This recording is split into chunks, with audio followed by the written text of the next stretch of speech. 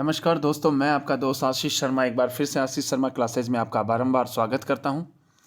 इस बार इस वीडियो में हम कक्षा 6 और 7 में सत्र 2023-24 के लिए संचालित हिंदी कार्यपुस्तिका प्रवाह के कार्यपत्रक संख्या 51 से लेकर 55 तक के कार्यपत्रक संख्याओं का हम अध्ययन करेंगे।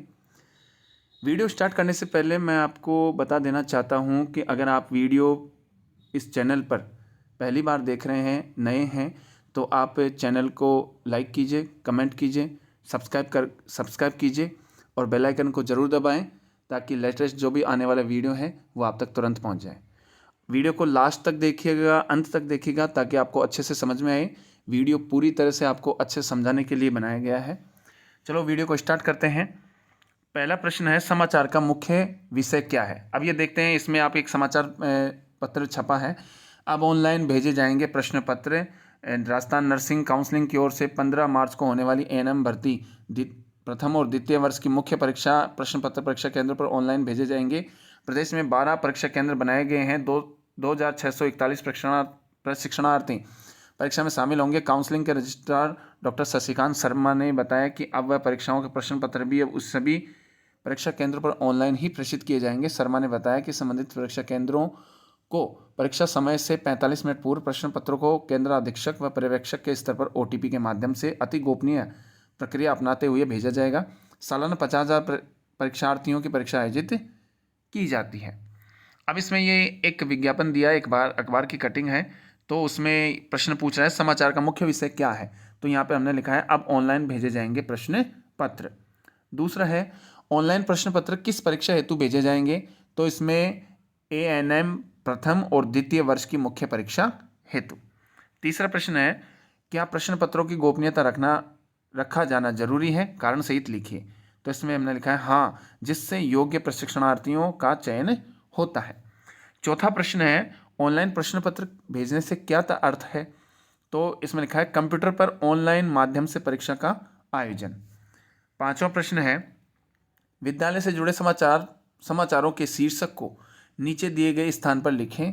इन समाचारों पर शिक्षक के साथ चर्चा करें। तो इसमें देखिए 2 बिंदु हमने लिखा है।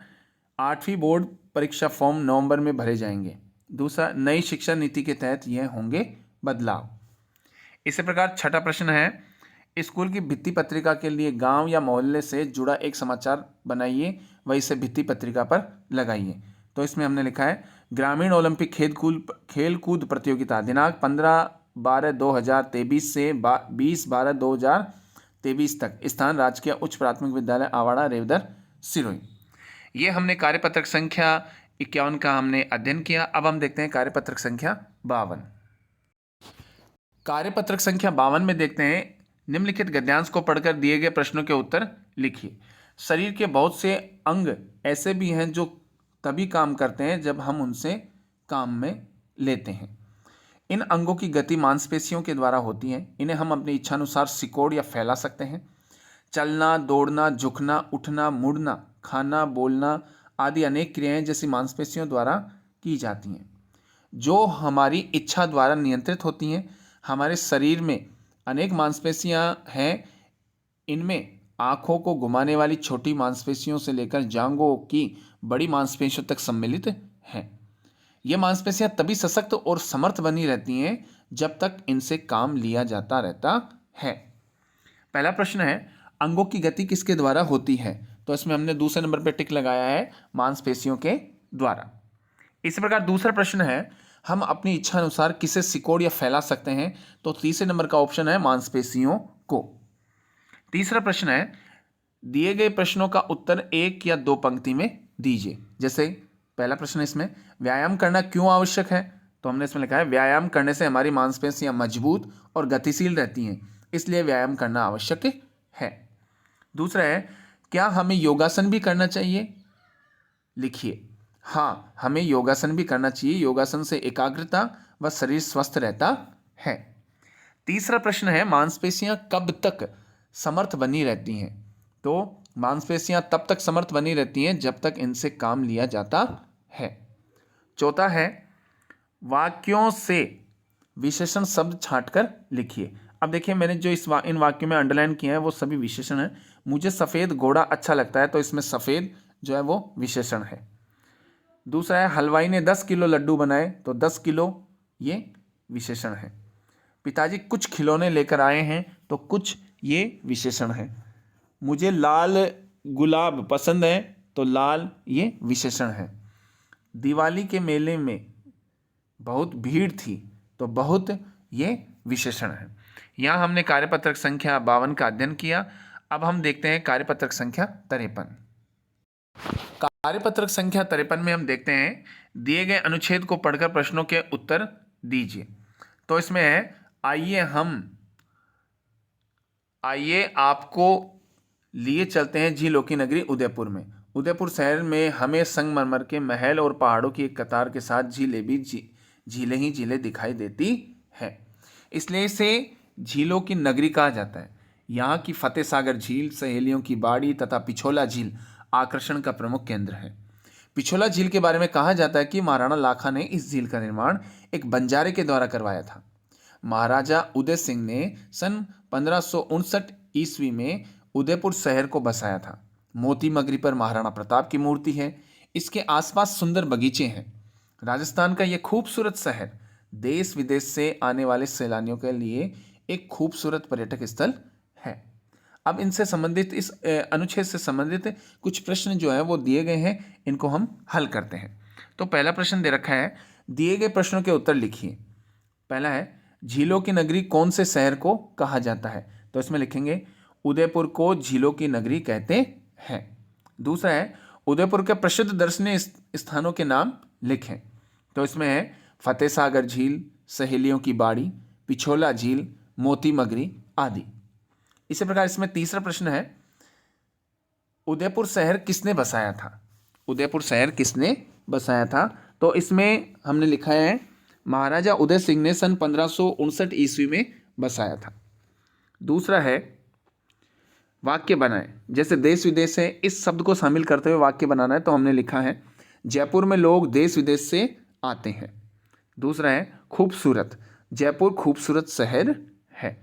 तीसरा है सैलानी, जयपुर का हवा महल सैलानियों के लिए आकर्षण का केंद्र है।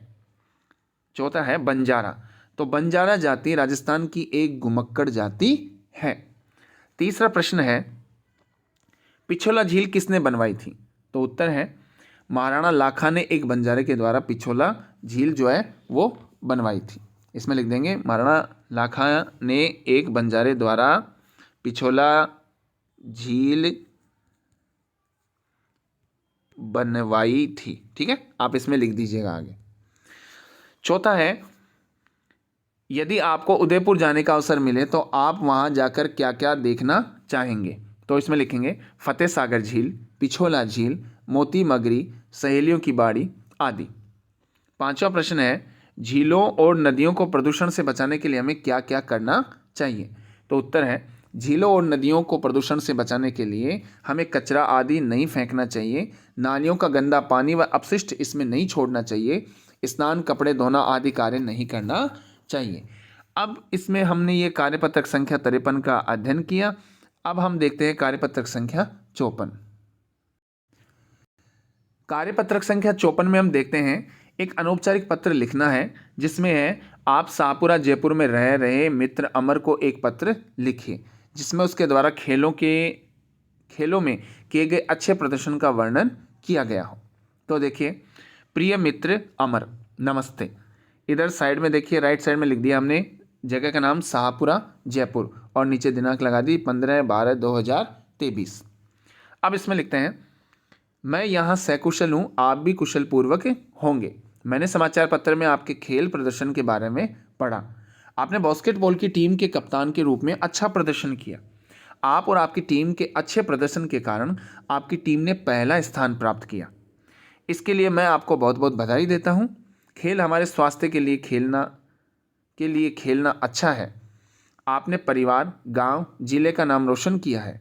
अगर मैं भी आपकी टीम का सदस्य होता तो गर्व महसूस होता। आप जीवन में हमेशा आगे बढ़ो। चाचा जी को मेरी ओर से प्रणाम कहना। पुनः आपको बहुत बहुत बधाई और मंगल कामनाएं। धन्यवाद। और नीचे लिख देंगे तुम्हारा मित्र स्वरूप। यहाँ आप अपना नाम लिख सकते हैं, आप कोई भी नाम लिख सकते हैं। यहाँ मेरा मित्र है स्वरूप सिंह, तो उसका मैंने नाम लिखा है। तो यहाँ पर हमने कार्यपत्रक संख्या 54 का अध्ययन किया। अब हम देखते हैं कार्यपत्रक संख्या 55। अब हम देखते हैं कार्यपत्रक संख्या 55। तो इस कार्यपत्रक में एक पद्यांश दे रखा है जिसको पढ़कर प्रश्नों के उत्तर लिखना है। जैसे पहला प्रश्न है, इसमें पद्यांश पढ़ते हैं। रखे परस्पर मेल मन से छोड़ अविवेकता, मन का मिलाप ही मिलन है होती उसी में एकता। सब बैर और विरोध का बल बोध से वारण करो, है भिन्नता में खिन्नता हो एकता को धारण करो। तो इसमें पहला प्रश्न है, मन का मेल मिलाप होता है, तो चौथा नंबर का ऑप्शन है परस्पर मेल जोल रखने से। दूसरा प्रश्न है, वारण शब्द का अर्थ है, पूरे वाक्य में उत्तर दीजिए। वारण शब्द का अर्थ निवारण या प्रतिरोध होता है। तीसरा प्रश्न है, एकता शब्द का बहुवचन लिखिए। तो एकता शब्द का बहुवचन यहां हम लिखेंगे, तो यहां एकता शब्द का बहुवचन जो है वो एकता ही होता है। चौथा प्रश्न है, भारत देश में उत्तर से दक्षिण तक आपसी मेल मिलाप व एकता दिखाई देती है, इसके पीछे क्या कारण हो सकते हैं? तो भारत में विभिन्न संस्कृतियों, परंपराओं, धर्मों, जातियों, भाषाओं और जातीय समूहों को आश्रय देता है, इस कारण ये जो है मेल मिलाप अपने को दिखाई देता है। पांचवा प्रश्न है, नीचे तुकबंदी शब्दों की सहायता से कविता को पूरा कीजिए। कल कल बहते सुंदर झरने मीठे गीत सुनाते हैं, झमझम बरस बरस कर बादल धरती की प्यास बुझाते हैं। चिड़िया अपने कलरव गानों से जीवन का गीत सुनाती है, सुंदर प्यारी तितलियां भी अपने राग सुनाती है। तो इस प्रकार हमने ये खालिस्तान में हमने भर दिया है, देख लीजिए आप। छठा प्रश्न है, उपयुक्त पद्यांश का सार अपने शब्दों में लिखिए। तो इसमें लिखा है, हमने अपने मन से बैर भाव विरोध को दूर करके एक दूसरे के साथ मेल मिलाप का भाव बढ़ाना चाहिए, भिन्नता को दूर कर एकता अपनानी चाहिए। तो इस प्रकार हमने कार्यपत्रक संख्या 55 का अध्ययन किया। मैं आशा करता हूं कि आपको ये वीडियो बहुत ही अच्छा लगा होगा। अगर आपको वीडियो अच्छा लगा है तो आप लाइक कीजिए, कमेंट करके हमें बताइए कि आपको वीडियो कैसा लगा है, और अपने मित्रों से शेयर कीजिए। सब्सक्राइब करना बिल्कुल भी ना भूलें, बेल आइकन को दबाएं ताकि जो भी लेटेस्ट आने वाला वीडियो है वो आप तक तुरंत पहुंच जाए। हम फिर से आपसे अगले वीडियो में मुलाकात करेंगे, तब तक के लिए हमें इजाज़त दीजिए। जय हिंद, जय भारत।